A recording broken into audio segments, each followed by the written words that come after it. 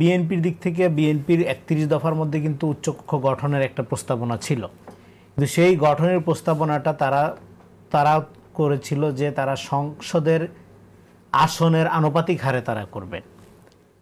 আর এখন যেটা প্রস্তাবনা করা হচ্ছে সেটা হলো ভোটের আনুপাতিক হারে করছেন। অ্যান্ড ভোটের আনুপাতিক হারে করলে যেটা হবে কি, যে উচ্চকক্ষ আপনার তারা সমস্ত দলগুলোকে এক ধরনের ক্ষমতার ভাগের মধ্যে নিয়ে আসা, ফলে সেইটা একটা প্রতিযোগিতামূলক রাজনীতির জন্য কতখানি ভালো হয় সেই প্রশ্ন থেকে যায়। আরেকটা জিনিস হলো, বাংলাদেশের মতো দেশে আদৌ উচ্চকক্ষের দরকার আছে কিনা। এটা বিএনপির ৩১ দফায় প্রস্তাবনা যখন ছিল, হ্যাঁ, তখন অনেকের প্রশংসা করছে, এবং পরবর্তীতে ধরেন জামাত তো নিম্নকক্ষেই আপনার বিআরের জন্য আন্দোলনই করছে অনেকদিন, এখন অবশ্য একটু কম বলে। ফলে বাংলাদেশের বাস্তবতায় ধরেন এই জিনিসগুলো আদৌ দরকার কিনা, এই সিদ্ধান্তটা কোনো এক্সপার্টের কাছ থেকে আসা তো উচিত না। আসলে যেটা হবে, আমি আপনাকে মানে সেটা গ্যারান্টি দিয়ে বলতে পারি, ধরেন একটা সমাজে পলিটিক্স বিকাশের একটা আপনার ধরেন যে ট্রেডিশনাল এবং একটা ঐতিহাসিক সিলসিলা থাকে।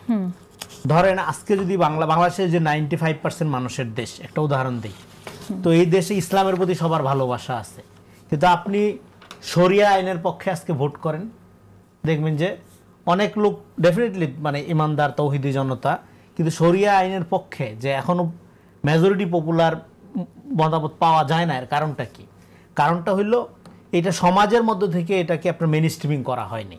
সমাজের যে ধারাবাহিকতা বিকাশের যে প্রক্রিয়া, তার মধ্যে এই জিনিস অনেকে ইডিওলজিক্যালি এটা পছন্দ করে, তার অনেকের মতাদর্শগত অবস্থান এটা থাকতে পারে, কিন্তু আমি বলছি সমাজের যে কালেকটিভ আপনার কনসাসনেস, তার মধ্যে এই জিনিসটা নাই। ইভেন স্পেন বা ধরেন ভারতবর্ষে এত বছর মুসলমানরা শাসন করার পরেও যে কোনো কিছুই যে টিকলো না, কেন টিকলো না, এটা নিয়ে গবেষকরা গবেষণা করে দেখতেছিল যে এটা ইম্পোজ করা কোনো কিছু যদি আপনি টিকায়, যদি ভালোও হয়, ধরলাম ভালো কিছুই করছেন, সেটা টিকে না, সেটা সমাজের ভিতর থেকে উঠে আসতে হয়।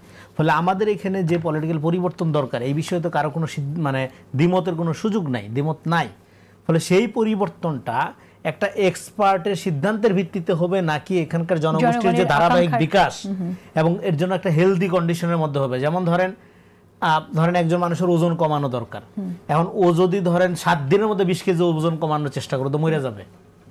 তো ওজন কমানো দরকার, জরুরি তার স্বাস্থ্যের জন্য, কিন্তু 7 দিনের মধ্যে কমাই ফেলতে বলেন, হ্যাঁ ধরেন কমাই ফেলে না খাওয়াই দিয়া, হ্যাঁ, তো জীবন টানাটানি লাগবে। ফলে আপনার এখানে সংস্কার দরকার, পরিবর্তন দরকার, কিন্তু তার আগে দরকার হইল ইমিডিয়েট আপনি জনগণকে কি সার্ভিস দিচ্ছেন। ইমিডিয়েট জনগণ কি আপনার উচ্চকক্ষে পিআর টিআর এগুলোর ব্যাপারে আগ্রহী, নাকি এই যে কৃষকের ন্যায্য মূল্য, জিনিসপত্রের দাম, জননিরাপত্তা, জনগণ, যেইটার জন্য আমরা বলি যে রাজনীতিটা হবে ক্ষমতার সাথে জনতার সম্পর্ক, কিন্তু আপনারা বারবার ক্যাবিনেটে কে কিভাবে প্রাধান্য বিস্তার করবেন, ক্ষমতাটা কার দিকে কতখানি থাকবে, সেই ঝগড়ার মধ্যে আমরা রাজনীতিকে আটকে যেতে দেখছি।